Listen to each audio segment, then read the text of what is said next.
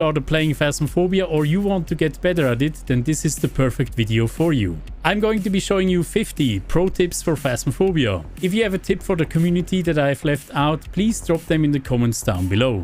But without further ado, let's hop right into the tips. The TV remote is considered to be a light switch, so if you drop it in the ghost's room and the ghost turns on the TV, then you can rule out a mare. The TV remote can also be used to check if a ghost is still hunting or not. If you can use it and you hear that clicking noise, then the ghost is not hunting. If you don't hear the clicking noise anymore when you're using it, then that means the ghost is hunting. Be careful though, if you're downstairs, the clicking noise is pretty muffled when you're using it downstairs. You can also use the light switches to check if a ghost is hunting. If you can move the light switches, that means the ghost is not hunting. If you can't move the light switches, that means the ghost is hunting. If you are in trouble and you need to escape quickly but the door swings to the wrong side, I have a small trick for you. It usually takes way too long to open a door and then walk through it, so you can just phase through them. And the way you do it is pretty easy. You hold the door, look down, and you just move forwards.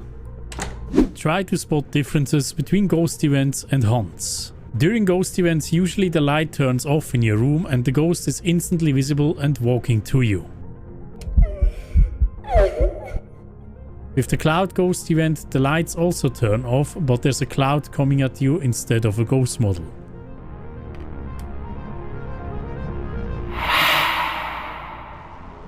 If there's a hunt, the front door closes fully, the light starts to flicker, and you will hear footsteps as soon as the grace period is over. During the grace period, the ghost will be invisible and cannot attack you.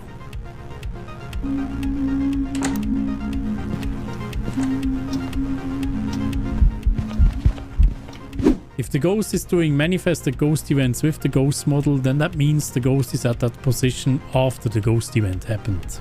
So if a ghost decides to hunt after the ghost event, it will usually hunt right at that position. If there's a cloud ghost event coming at you, that means the ghost will not be at that position after the cloud ghost event happened. If you have a fingerprints ghost, you can take 2 photos of doors if doors are being moved. One of them will be the interaction, which lasts for 20 seconds, and the other one will be the fingerprint. If the ghost is busting the light bulbs in a room, it will still try to turn on the lights even though the lights are busted. So you can still rule out the mare if it tries to turn on a light. You can identify ghosts just by listening to their footsteps during hunts. If you want to learn how to do that, I'm gonna link a video in the top right corner. You should turn off your flashlight or electronics before you go hiding. The ghosts are able to track your equipment that you're holding in your hand. So if the ghost is within 9 meters range of you and you have your electronics on in your hiding spot, you're pretty much dead. Never try to hide in plain line of sight of the ghost when you're going into a locker or a closet. If it sees you there, it will forcefully open the locker and will kill you. So try to break line of sight first before you go hiding. Always remember, the ghost will be hanging out at your last seen location for a little bit. So the further away from the last seen location you are, the better. If you are on professional difficulty and lower, always try to rule out ghosts. So for example, if you don't see orbs in the ghost's room, then just go to the journal and rule out orbs completely. You can also do something similar on nightmare mode.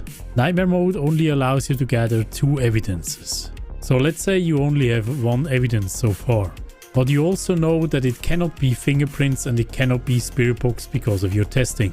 Since on nightmare mode it cannot hide both of them, you can activate them and rule out the ghost underneath. On long hallways, use doors to break line of sight with the ghost and try to get away like that. If your flashlight flickers, it doesn't necessarily mean the ghost is able to track you. Because the flashlight flickers at a 10-meter range and the ghost can track you at 9 meters range.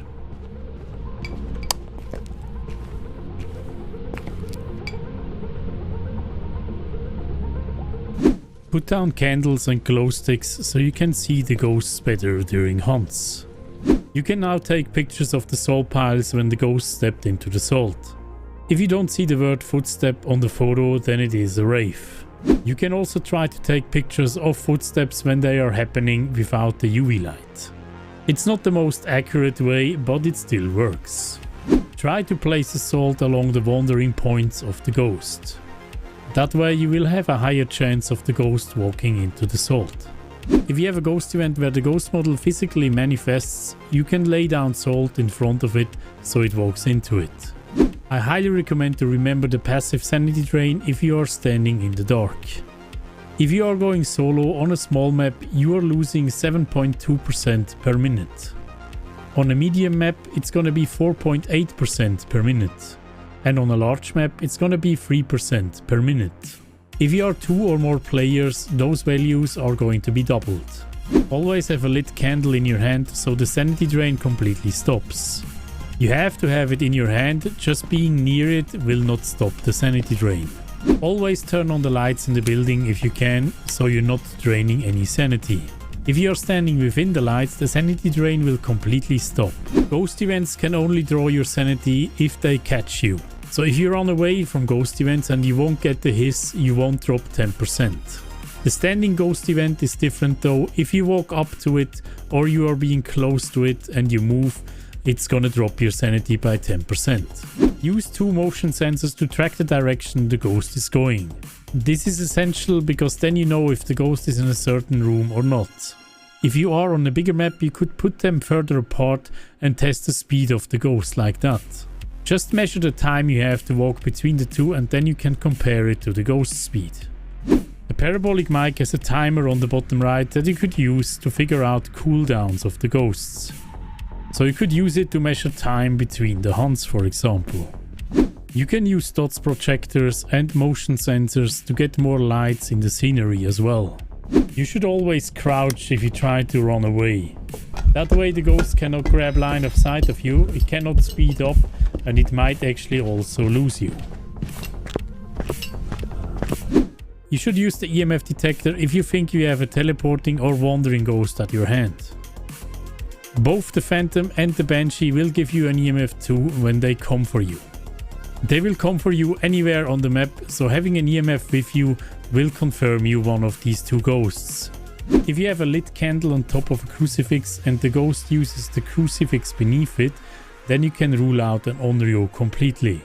Onryos use candles like crucifixes, so you cannot use both of them at the same time.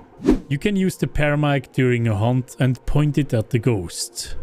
Preferably at a safer distance than I am doing here, but you can get paranormal sounds that way.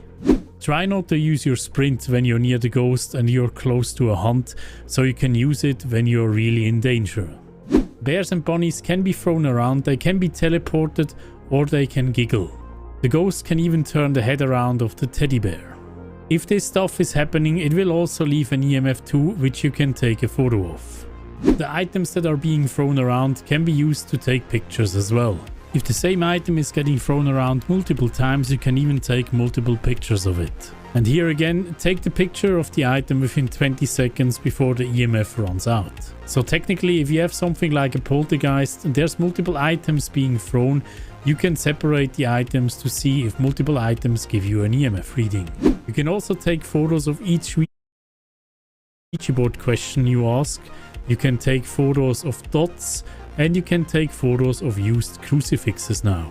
You can take a crucifix photo of each stage of it being used. So that means you can take 2 crucifix photos per crucifix. You should always crouch if you want to take a photo of the summoning circle, otherwise you won't get a 3-star photo of it. You should turn off the lights in the ghost room to increase the ghost's activity. If you are in the same room as the ghost, you should get in as many recognized phrases as you can. This here is a list of the recognized phrases you can use. Keep in mind that you should keep talking because the activity will decay over time. You can also smudge the ghost to increase activity even more.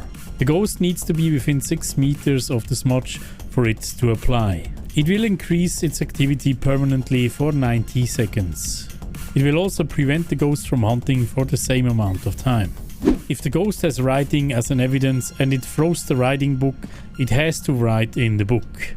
There's one exception though. On Nightmare it could hide writing evidence and it could throw the book and it will not write in it.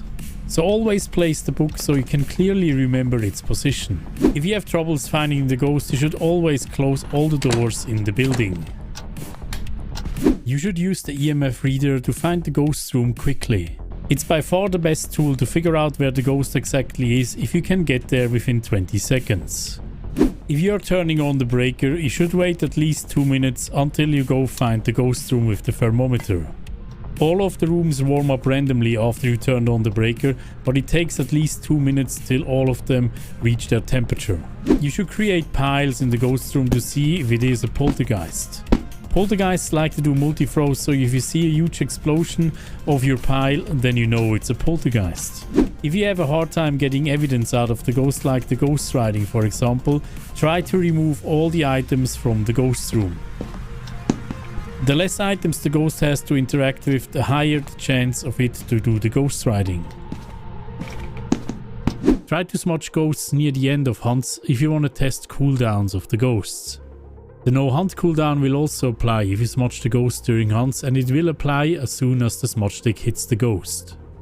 If the ghost saw you near your hiding spot in the last hunt, try to switch over to another hiding spot for the next hunt.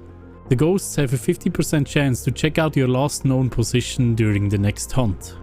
If you are on the campsite map, use the campfire to block line of sight with the ghost during hunts. This is by far the best way to get away from the ghosts on these maps. Always make sure that you have a lighter with you and you have your flashlight off.